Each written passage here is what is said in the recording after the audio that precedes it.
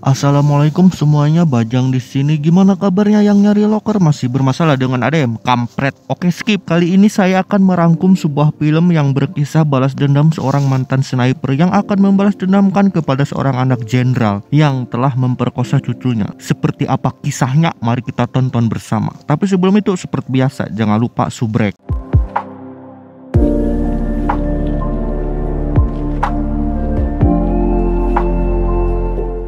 Di awal cerita kita diperkenalkan dengan seorang kakek bernama Randy yang sedang menikmati hari tuanya dengan bermain catur bersama teman seumurannya.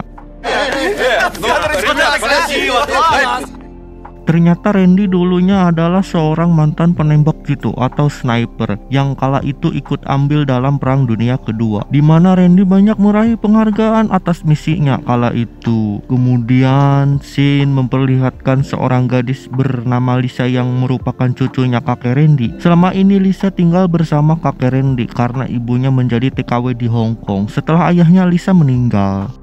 Saat perjalanan pulang ada 3 pemuda berandalan Badigul bernama Boris, Padim, Igor. Kala itu mereka yang melihat Lisa langsung memanggilnya. Setelah melihat body Lisa yang cukup menggoda, termasuk saya, astagfirullahaladzim, udah emang mulusnya. Padim dan Igor yang merupakan teman kuliahnya Lisa langsung menghampirinya. Mereka mengajak Lisa ke apartemen untuk merayakan pesta ulang tahunnya si Boris. Awalnya Lisa menolak karena dia sedang ditunggu oleh kakek Randy. Namun setelah si brengsek berdua ini memohon, Lisa akhirnya menuruti permintaan mereka. Mereka langsung menyuguhi Lisa dengan minuman haram. Tapi Lisa mencoba menolaknya karena dia tidak biasa meminum minuman Nukararitu patut. Setelah mereka membujuk rayu, akhirnya Lisa mau meminumnya. Mereka juga meminta Lisa untuk menyanyikan sebuah lagu ulang tahun karena kebetulan si Boris bocah kampret sedang merayakan ulang tahunnya. Ketika Lisa bernyanyi, si kampret Igor diam-diam menuangkan cairan. Laki-laki pasti paham kan apa cairan itu, entah perangsang atau obat tidur. Setelah Lisa menghabiskan minumannya, saat itu juga Lisa merasakan hal yang aneh pada dirinya. Mengetahui Lisa lagi kencang, Padim berniat mengantarkannya pulang, tapi malah dilarang oleh Boris. Lisa yang baru menyadari jika mereka punya niat jahat, dia mencoba kabur dari sana. Namun mereka mencegahnya dan langsung memperkaos Lisa yang tak berdosa secara bergantian.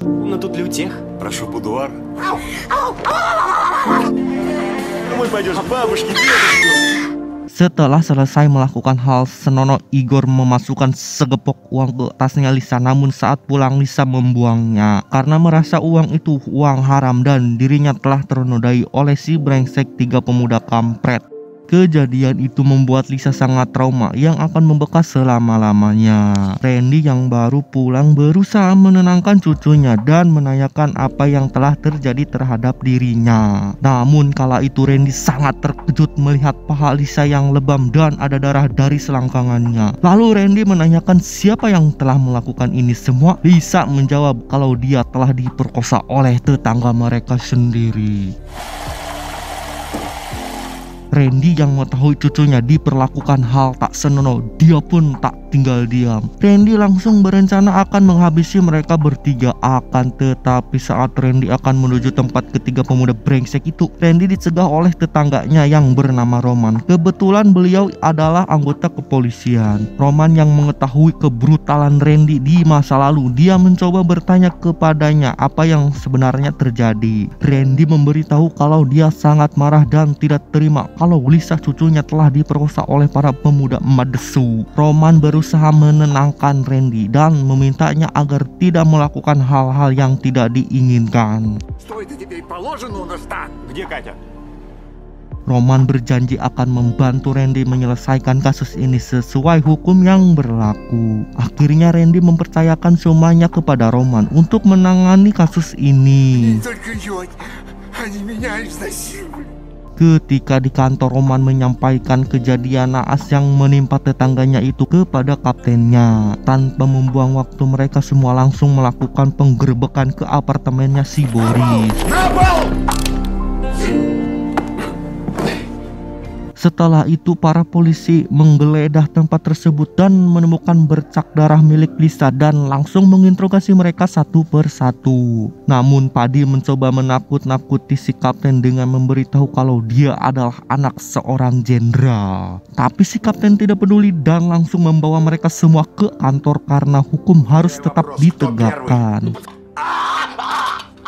Namun ketika mereka akan membawanya ke kantor, tiba-tiba datang seorang jenderal bernama Nikola yang ternyata ayahnya Padim. Nikola mengajak berdamai dengan si kapten dengan diiming-imingi sejumlah uang dan jabatan supaya mereka bertiga dibebaskan, terutama si Padim.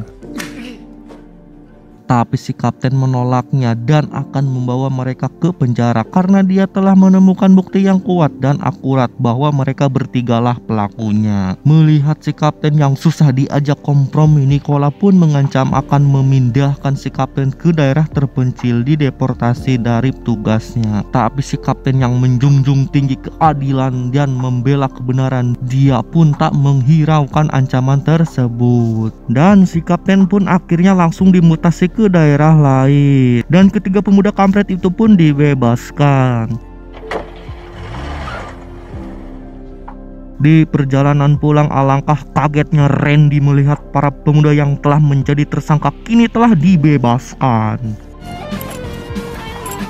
Sesampainya di rumah, Randy mengajak Lisa untuk menanyakan kelanjutan kasusnya. Tapi Lisa menolaknya dan ingin melupakan kejadian yang menimpa dirinya. Tapi Randy terus membujuknya karena keadilan harus tetap ditegakkan dan para pemuda brengsek itu wajib mendapatkan hukuman yang setimpal.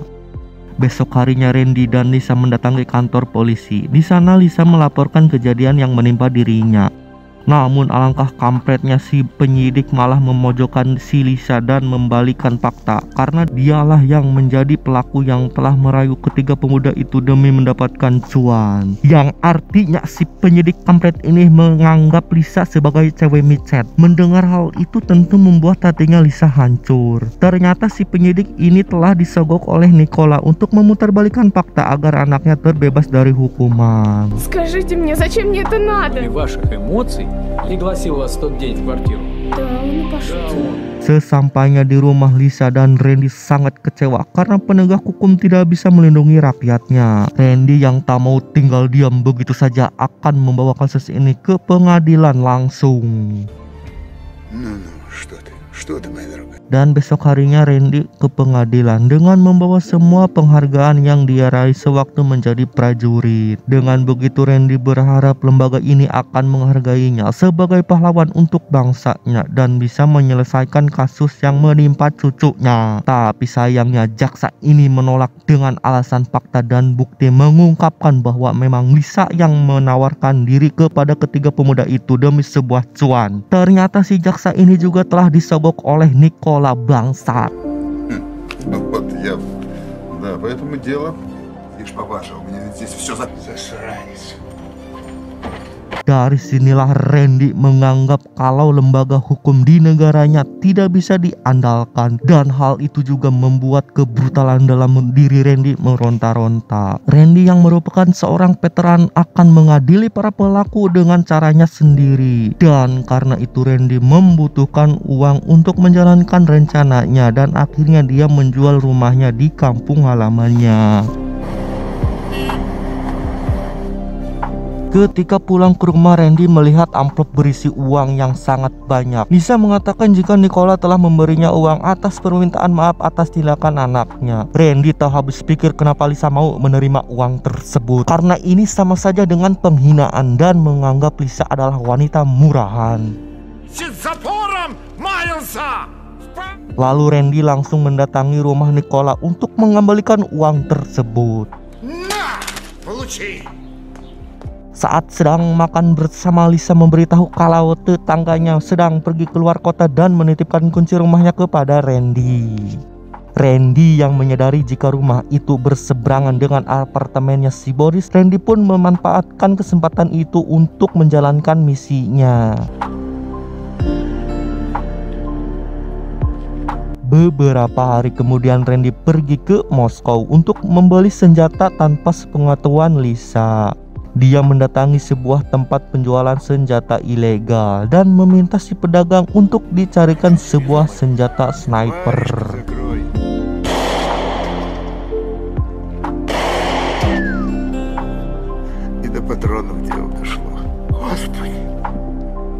Kemudian setelah mendapatkan senjata itu, Randy sembunyikan di dalam lemari. Dan pada saat itu ibunya Lisa kebetulan pulang bersama seorang berondong yang mengaku tajir. Tapi kedatangannya bukan untuk menjenguk Lisa, melainkan meminta warisan rumah yang telah Randy jual. Karena uang itu telah dipakai, Randy berjanji akan memberikannya nanti. Dulu deh, si berondong rupanya mendengar pembicaraan mereka dan malah ikut campur. Kelakuan pemuda tengil itu membuat Randy sangat marah. Alhasil Randy pun mengusir mereka berdua. Malam harinya Randy diam-diam menyimpan senjata snipernya ke rumah tetangga yang dititipkan kepadanya. Keesokan harinya Randy mulai melakukan misi balas dendamnya. Sambil menunggu kedatangan targetnya, Randy berkumpul bersama teman-temannya seperti biasa agar tidak dicurigai. Tak lama kemudian 3 pemuda itu datang dan Randy segera melaksanakan misinya dari rumah tetangganya itu. Dan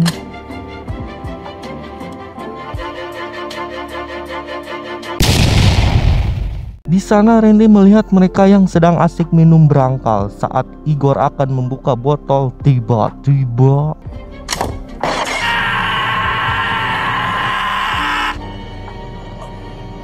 tembakan itu tepat di kanyutnya si Igor. Kemudian Randy pun kembali kumpul bersama teman-temannya.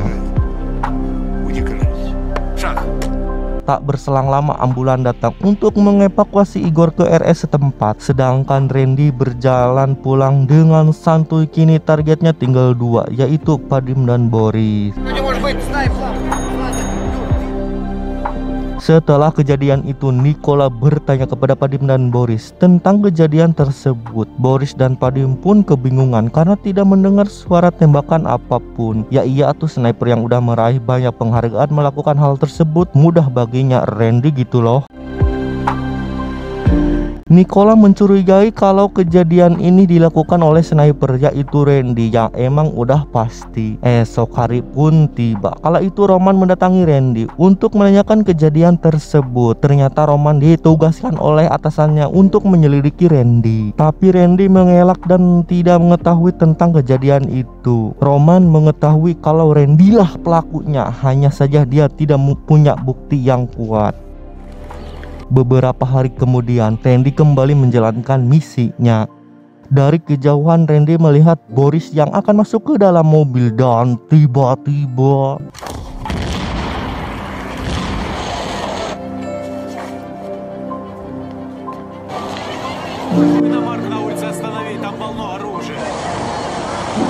Roman yang berada di tempat tersebut sempat melirik ke arah Randy dan semakin curiga kalau Randy lah pelakunya. Tapi sampai sekarang Roman belum menemukan bukti apapun.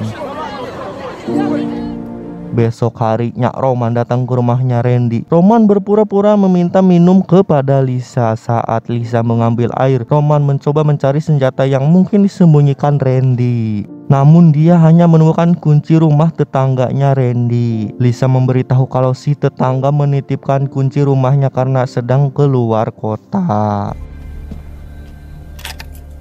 Scene beralih ke Padim yang terlihat shock dengan kejadian yang menimpa kedua temannya. Nikola mengatakan jika ini pasti ulahnya si Randy yang ingin balas dendam kepada mereka. Nikola menyuruh Padim untuk tidak kemana-mana karena sudah pasti target berikutnya Randy adalah Padim. Mendengar hal tersebut membuat Padim semakin panik. Dia tidak mau nasibnya seperti kedua temannya. Setelah itu Nikola memberikan Padim sebuah senapan untuk berjaga-jaga. Dia juga berpesan agar Padim menembak Randy jika melihatnya datang. Setelah itu Nikola mengajak anak buahnya menggeledah rumahnya Randy. Tapi setelah mengecek ke seluruh ruangan, dia tidak menemukan bukti apapun.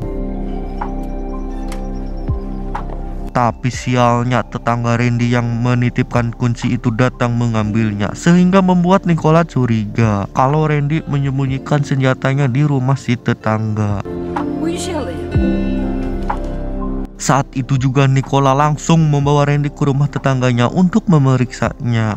Di sana Nikolai menggeledah rumah tersebut, sementara Randy sendiri sangat panik karena selama ini senjatanya disimpan di dalam lemari. Tapi anehnya saat mereka membuka lemari itu, senjata Randy tidak ada, yang membuat Randy sendiri kebingungan. Wah, kemana senjata saya? Чисто. Karena tak menemukan barang bukti, Nicola memaksa Randy untuk mengaku saja karena dia tahu jika Randy yang melakukan semua ini. Randy yang tak mau mengaku membuat Nicola murka dan mengancam akan membunuhnya jika terjadi apa-apa dengan Padim. Namun Randy berkata kalau Nicola sudah terlambat. Mendengar hal itu, seketika Nicola langsung panik dan segera pulang untuk memeriksa anaknya. Sesampainya di rumah, Nicola menggedor-gedor pintu karena terkunci dari dalam. Nicola pun menembak pintu tersebut dan tiba-tiba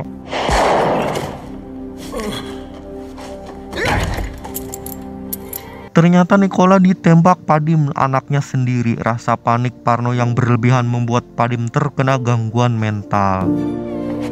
Скорая? Огнестрел. Di sisi lain, Randy diberitahu Roman kalau dia sengaja telah memindahkan senjata milik Randy. Ternyata Roman sempat mengambil kunci rumah itu dan mengambil senjatanya Randy untuk menghilangkan barang bukti. Dan setelah itu Roman mengembalikan kunci itu ke tempat semula. Roman berjanji akan merahasiakan apa yang dilakukan Randy, karena Roman menyadari bahwa si kakek Randy ini orang baik yang telah dijolimi. Dan film pun tamat. Sangat menggantungkan.